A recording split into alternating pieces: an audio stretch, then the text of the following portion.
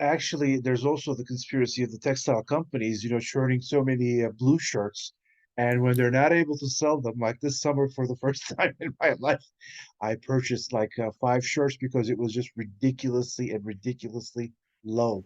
I mean, I was there only to purchase one or two shirts at best, and the salesperson was practically, was not going to let me leave without purchasing more. So I did purchase. So we do have a silo of blue shirts. And Casual Friday is actually a right. It was gained, and people have very much appreciated it. But then, it's being taken away from them. So I guess what's going to come up, I put it in the chat. Authority issues, and in both ways, reduction in group cohesion and light bullying dissatisfaction.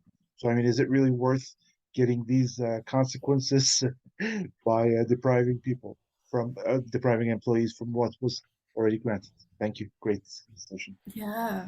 Thank I you for wanted that. to draw attention to Sabrina put in the chat a little while ago that she lives near DC, and it's not happening in DC in the same way, except sort of below the ankle, right? She says a rise in sneakers, even a critical mass in reps and senators in Congress. Interesting. So that's like a weak signal. It's really below the surface, if you will, quite literally. It's below So the cameras.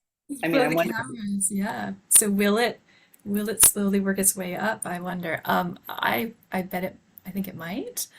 So that's really interesting insight that you're actually seeing it happen. Yeah, just to add to that, one of the things is that hip hop is getting elected right now.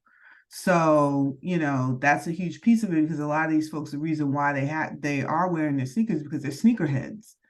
And so, I think as, it's only going to get as Congress gets younger and younger, you're going to see the trend continue more and more, I think. So at some point, there very well may be um what is it? Tracksuits in Congress. I mean, it's bound to happen. I think we have what's the governor? There's like a governor who's really, really casual right now.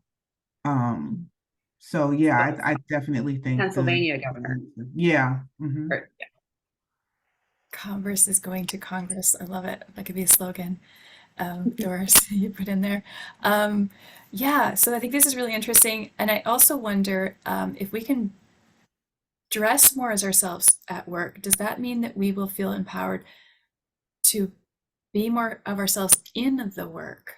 And so I'm thinking about, so this is not the first time that we're not going to talk about menopause today, but it's not the first time I brought up a menopause signal, but the first time I did, I was like really nervous to do it because it's just been, sort of ingrained in me that like that sort of it's that stuff doesn't come into the workplace. And yet, as a woman, this is something that I think about all the time, and certainly my fellow women do too. But we're reluctant to bring it to the workplace. But if we can dress more like who we are, or sort of dress for our identity, will that translate into our work as well? I wonder.